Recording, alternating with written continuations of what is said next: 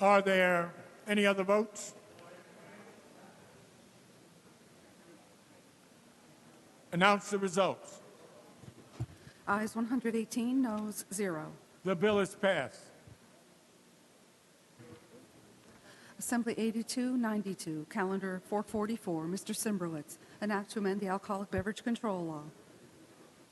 Read the last section. This act shall take effect on the 30th day. Clerk will record the vote.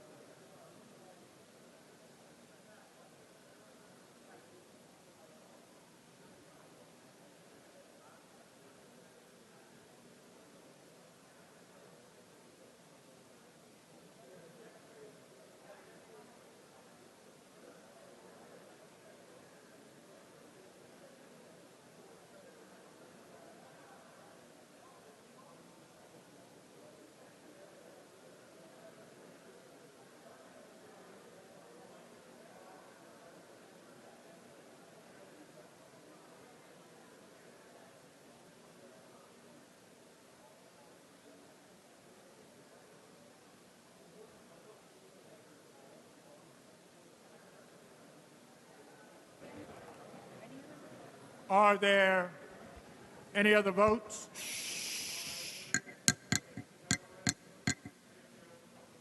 Announce the results. Ayes 113, noes 2. The bill is passed. Mr. Morelli. Thank you, Mr. Speaker, for the opportunity to briefly interrupt to introduce a distinguished group of people who have come up from Kings County. Up above the dais, there is a large group from the Brooklyn Chamber of Commerce. We're always delighted when they're in town. They're led by Carlos Kisura, who's the president and CEO, and Denise Arbisu, who is the chairman of the board of directors. And I note that not only are they always a fun group to have and always looking out for the interests of Brooklyn, but also we are going to have Brooklyn Night this evening once we're done with our legislative responsibilities. And I know that is a big social event here in Albany, and we're delighted to have them. So on behalf of Mr. Lenthal, who's the senior member of the delegation, and all the members from Brooklyn, we want to welcome this distinguished group and thank them once again for being in our humble chambers.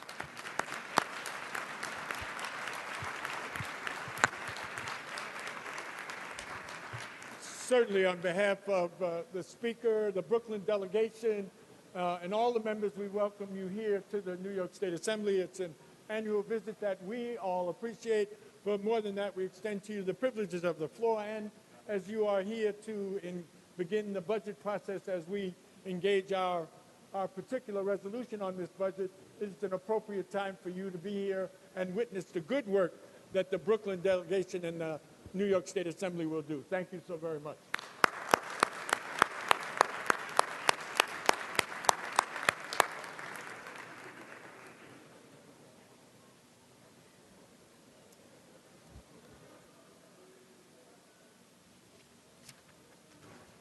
Mr. Morelli. Yes, thank you, Mr. Speaker. Members will note that they have on their desks an A calendar. I now move to advance the A calendar. On Mr. Morelli's motion, the A calendar is advanced. Mr. Morelli? Yes, sir. If we could now go to page 3 of the A calendar and take up on debate Assembly Resolution E1047 by Mr. Hasty.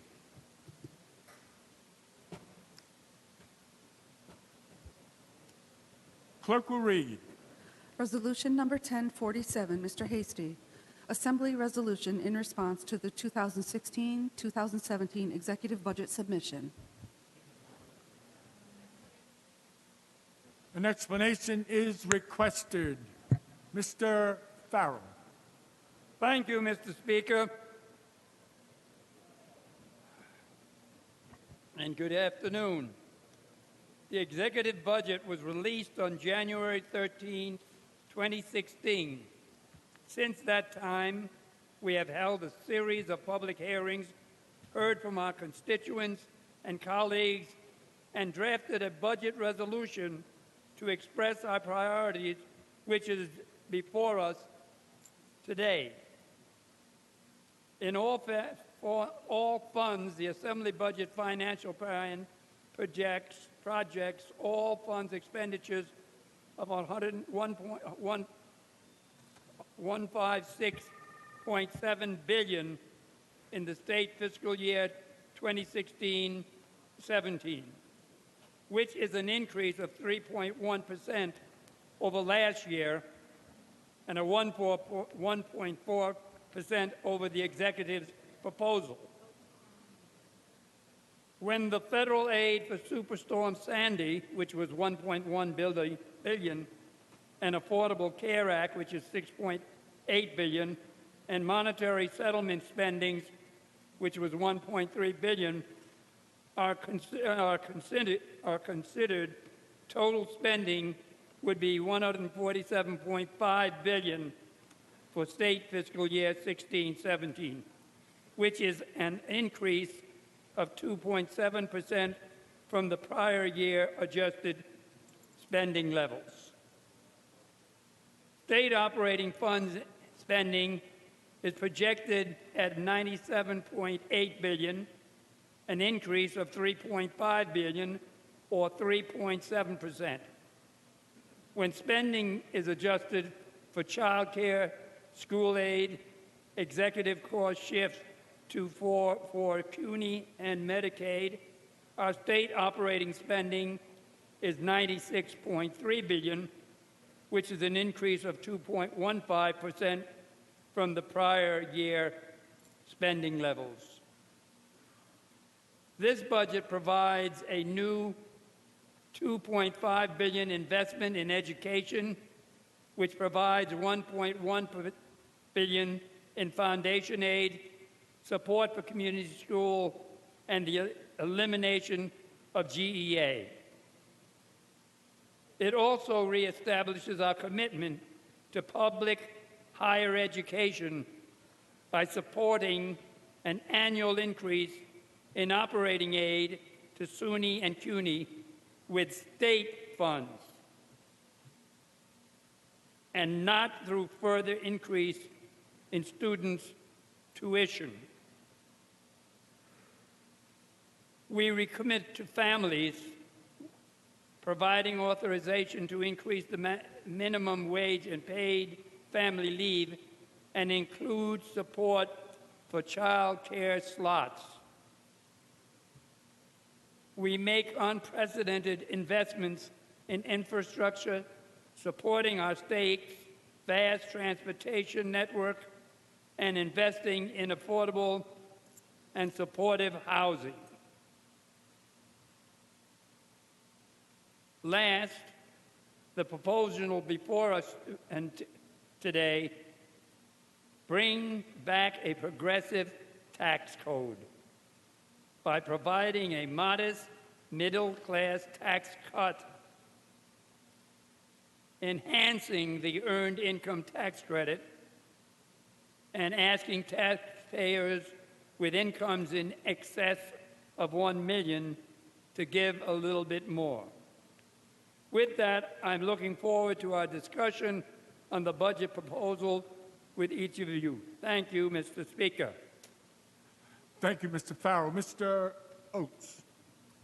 Thank you, Mr. Speaker. Mr. Farrell, it was a pleasure most days to sit through all those hearings with you and hear various people answer our questions and testify about the budget. But today's focus, I'd like to go into a little bit. You talked a little bit about the state operating funds.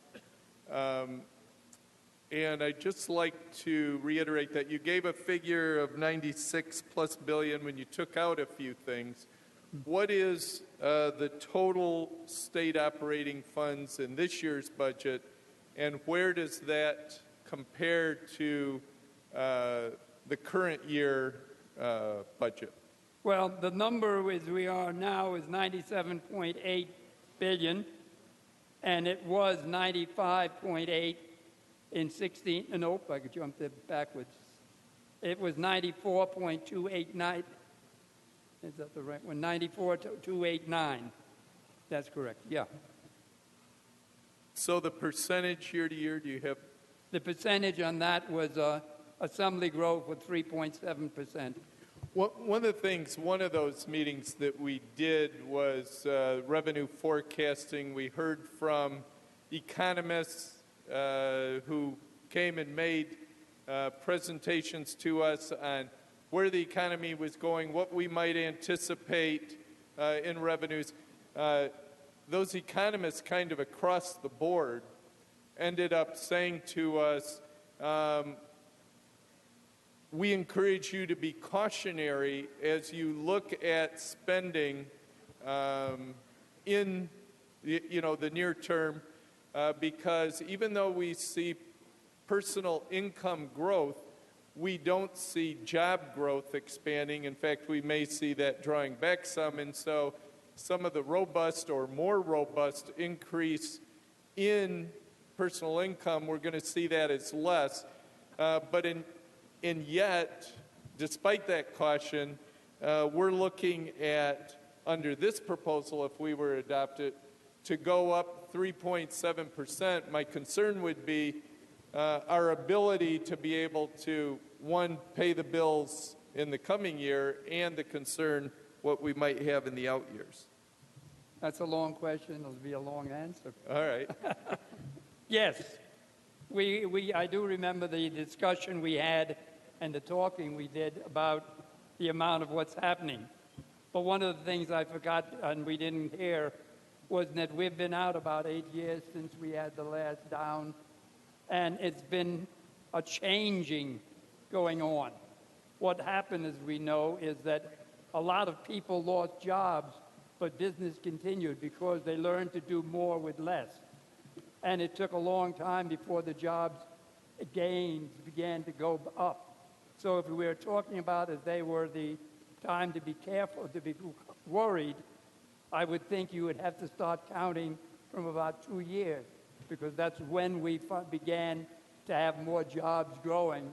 Matter of fact, the same thing happened federally as well as in our community. So that's one concern. The other thing is also that we are in a situation where the next 2 years we may have a slight problem, but once the bill that we put in affecting the income will give us more income by the fact that we will have a millionaire's tax increase slightly, but it would bring enough money. I think we will be in good shape to not worry about having the 3.73% growth. I think that will give us the ability to do it. Obviously, we can talk more about that as we go forward, and certainly as budget negotiations go forward. But the concern on that, and you just raised the issue of the tax on high-end earners. One of the concerns, of course, I would share too. Sometimes the more you tax something, you get less of it, and I want more of those people. But it would seem in this case that we are becoming more dependent and more dependent on fewer taxpayers to carry the load in New York State. But let me... No, may I respond Sure. to that? It's interesting. If you look at the time we put in the first millionaire's increase, people said it would drive people out. And for the first year or two, the number of millionaires dropped. But since then, it's been going up, and it continues to go up because more and more people on Wall Street are becoming millionaires. So we get into a position, I wish I was one of them. No. So actually, I think it will increase. So I don't think we will lose, and we're not going to hit them over the head and take everything they got. What we're going to do is take a small amount, and we're at the same time doing cut for the people who really need help in the middle class. So we're going to cut that. So I think when you finish out, I think it'll work out, and it will be capable of satisfying our needs in the coming years. I guess we will wait and see how those negotiations come out and see if perhaps you're correct. Let's go to debt. How much debt is authorized in this budget, and how much is being issued? Well, the amount is $5.9 billion, a debt issuance, and the debt service will be $5.4 billion. Is that correct?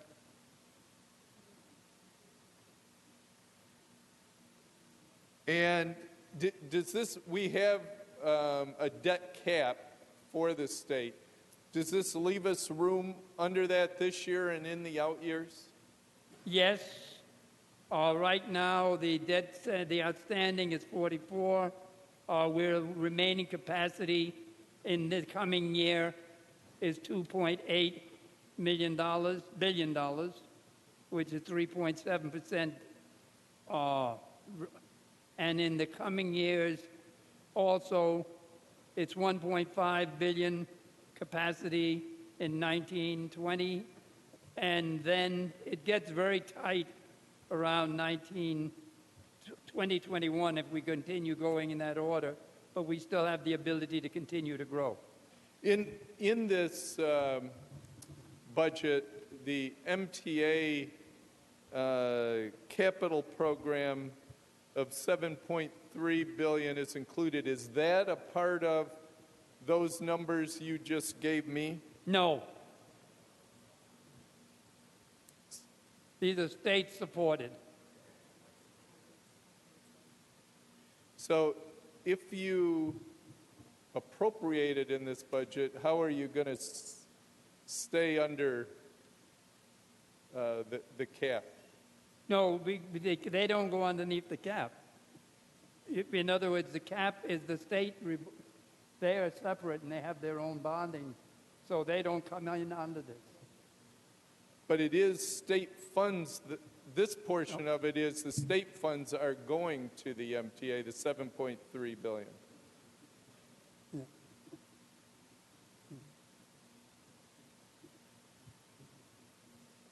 Yeah. We're going to raise the MTA cap, and we have $7.3 billion appropriation right now in the present law. You have the ability.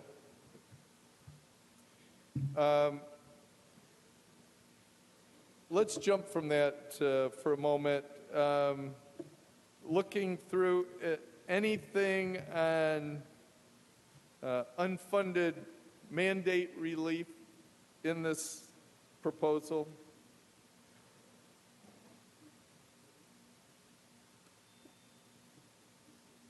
Do we have it in paper? Yeah, we do.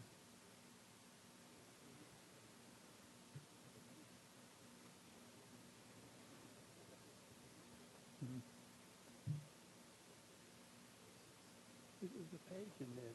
What's that? There you go. But these are bond. This is